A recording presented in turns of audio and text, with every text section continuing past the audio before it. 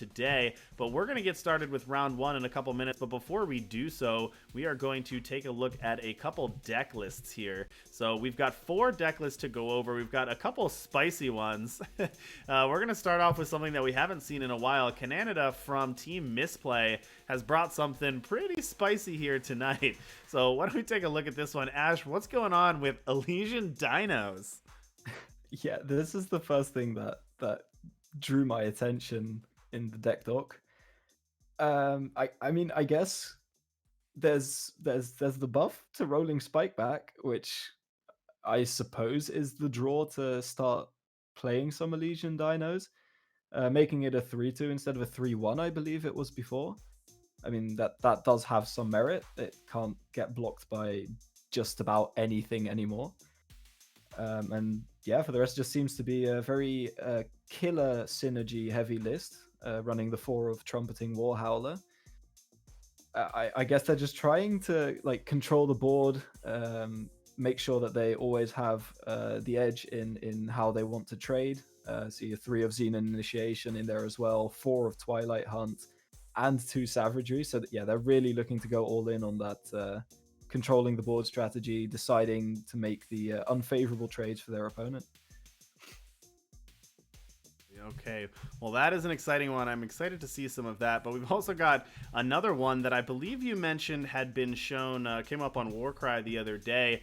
Paradox brought up this deck, which is kind of the go wide mono fire. So we saw some mono fire in Expedition, but this is a totally different take. This is not the get your units up to 5 power and, try to go double damage. This is very different. What's going on with this mono fire build?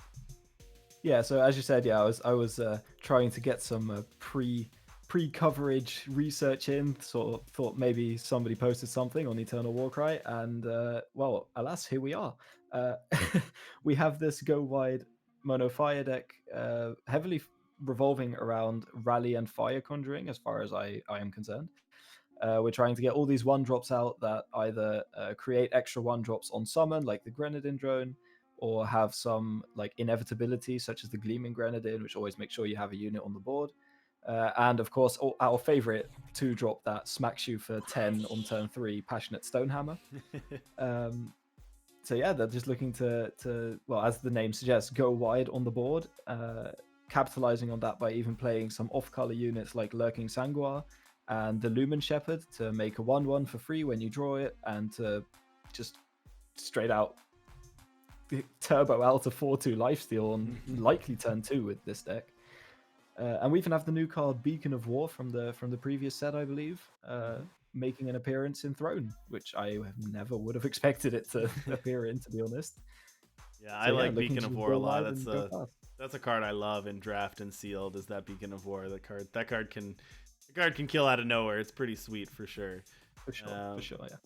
Alrighty, and now we're going to get ready for our feature match. So let's take a look at our 2 feature decks. We're going to start off with I Am Straight's Eccentric Officer combo deck. So we've seen this kind of pop in here and there. Hasn't really gone deep yet, but it's a pretty fun one. So why don't you talk us through what I Am Straight's trying to do with Eccentric Officer?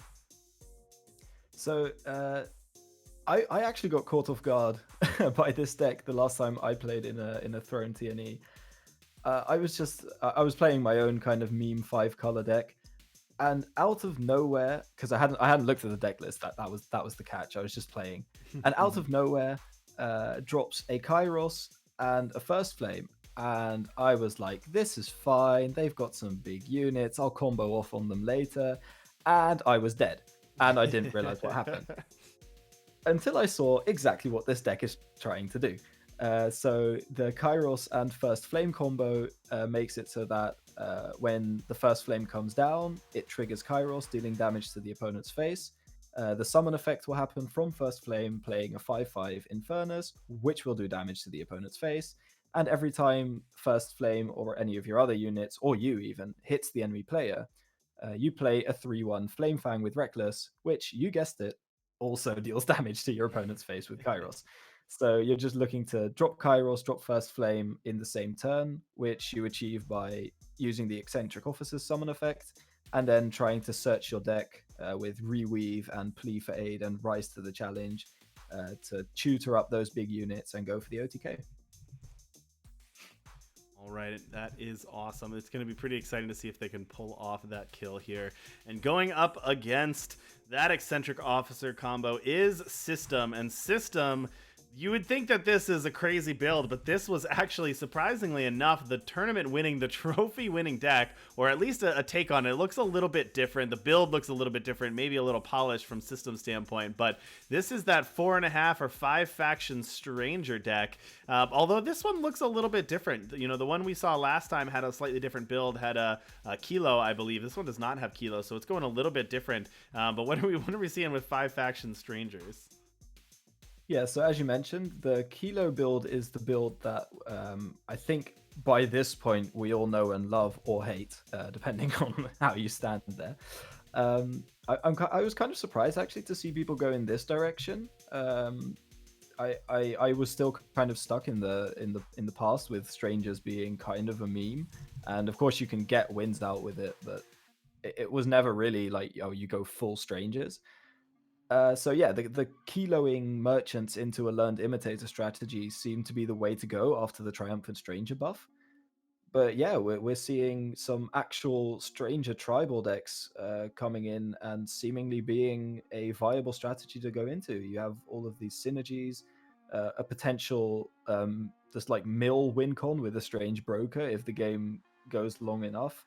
All these other value pieces that just buff your entire board, and yeah, you just try and get a win from there through either your flying Stranger or just like controlling the board with a Makar Stranger, and yeah, just valuing out your opponent basically. Absolutely. Okay, well, thank you, Ash, for that overview. Much appreciated, but it's time to head down to the action. So we've got round